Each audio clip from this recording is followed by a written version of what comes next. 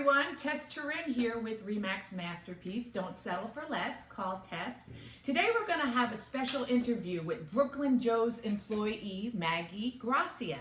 She took the time out of her evening to do a quick interview and kind of talk about Brooklyn Joe's and, you know, who they are and what they do. And so we're going to get right into it and talk with Maggie about Brooklyn Joe's. So thanks so much, Mag, for coming out and spending a little time with us today. So how long has Brooklyn Joe's been up and running in Martin County? It's been up and running for about 10 years. The previous owner had sold it to my boss, so now he's been owning it for about 7 years. About 7 years. Well, I can tell you that because I do a lot of social marketing, and anybody recommends a pizza place, I always hear Brooklyn Joe's. Yes. It's always in the mix. So yes. Where are they located? They're located on A1A in Stewart. Okay. Stewart, right in the right off of Indian Street, pretty much on A1A. Okay. Now, do they do delivery, takeout, and sit in, or is it one or the other? Nope. Okay. They do all three: dine in, pickup, and delivery. They deliver all the way down till.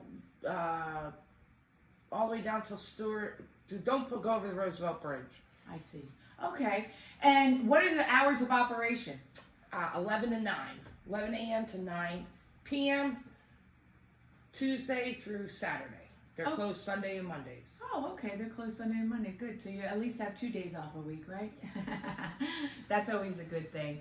So, So tell us, you know, with the coronavirus, goodness, you know, and the restaurant business, it has affected, you know, a lot of restaurants. Some are even still closed down. Yes. How has the coronavirus affected your particular restaurant? It actually affected it. I mean, it was a positive increase for the sales and everything. Yeah. Because all the places were closed, so Brooklyn Joe's was the only one open still. And doing takeout, right? Yep. And you couldn't dine in, but the restaurant's a little bit small. As it, you know, you can't fit much in there anyways. There's 5 tables, so it really didn't hurt. It helped the restaurant actually. Wow. So now, since the restaurants have been opening up, are you finding maybe a smaller decrease? It's in the first week it did when everything started opening up. It was just a little slow. It was still busy, but not as busy. But it's gradually coming back now. It's starting to pick back up to. People love their pizza. They sure do. So besides the pizza, what else do you all have on the menu? We got a good variety of stuff. We got clams with linguine. We got chicken parm. You get on veal parmesan. They got all the subs: the meatball, the veal, the chicken, calzones, strombolis. I mean, there's a lot. Yeah. Do you guys do antipasta? That's antipastas, yes. Do antipasta? They do antipastas, Greek salads, chicken Caesar salads, just a regular house salad. Everybody raves about the house dressing. They won't tell me what's in it, but it's a secret recipe. It's a secret recipe. Right. That's good. That's good. So, so now, okay. So we know what's on the menu. We know what your hours are. We know how it's affected the business. So, now does the owner plan on expanding anytime in the near future? Does he have any plans for expansion? He had mentioned something in about a year or so. He wanted to open up something maybe down in Jensen Beach area. Oh, okay. Yeah, that's another great market. I hope he comes to Palm City. Yeah. Well, he would do very well here in Palm City. Yeah. Yeah. So, okay, so Brooklyn Joe's. So let's go back to the coronavirus and Brooklyn Joe's, because I know we kind of just briefly touched on it.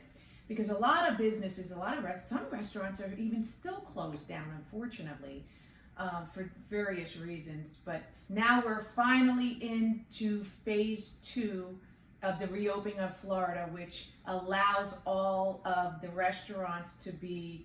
I mean, at first 50, it was 50. It's 50 now, right? Yes, 50%. Okay. Now, is the masks and gloves mandatory in the restaurant? No, it's not mandatory. But recommended, or the Recommended, masks are yes. recommended? That's from the CDC Yes. for the restaurants. Okay. So any other different things that you have to do since the coronavirus has started? Like you said, you were going out and doing deliveries. Yes. How has that been with just clients in general? Are you finding that people want to have less contact with you? Yes. So tell me a story. Like, for example, I mean, are some of them asking not even to open the doors? Yeah, they leave usually people with the no contact, they just leave a table outside, leave the money on the table, and then that's it. You can knock on a door just to let them know that you dropped the food off to them, or you can call them. But in the beginning, it was a lot of people were being like that, but it went away then. Good. Yeah, so people are getting more. There's more still a couple though. There's still a couple people that do the no contact, but for the most part, it seems like everybody's going back to normal. They're not. That's good. That's a good sign that people are finally getting back to normal. Because in the beginning, I know it was very tough, and I still see, but you've got pretty much half of the community are wearing masks. The other half are not wearing masks, so, it's hard to, when you're out in public, everybody's got a different point of view on the subject. So it's very difficult. Now, do you carry a mask with you? I do. You do? Okay. And do you typically wear it? I don't. No, you don't wear it, yeah. So it's not necessary to wear it, right? No, not really. Yeah. I mean everything's boxed up in the... Yeah, and I'm not in anybody's face. I'm about 5 feet away from everybody, so.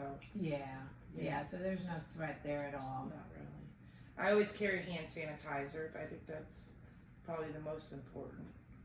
Yeah. Than the mask. Yeah. Just making sure your hands are clean. Okay, so you carry the hand sanitizer and constantly clean up your hands. Well, touching the money and everything, Oh yeah, that's true. When people pay cash, I didn't even think of that. There's a lot of cash that is transacted through that, so money's dirty. Well, that's good. I'm glad that you're keeping safe out there. And again, Brooklyn Joe's, we want to thank Maggie for spending some time with us today, and give a big shout out to Brooklyn Joe's. I'm definitely going to stop by and get some pizza here in the near future. First slice is on me. All right. So anyway, thank you again, Maggie from Brooklyn Joe's, and thank you guys all out there listening from all around. We really appreciate you. And remember, don't settle for less. Call Tess.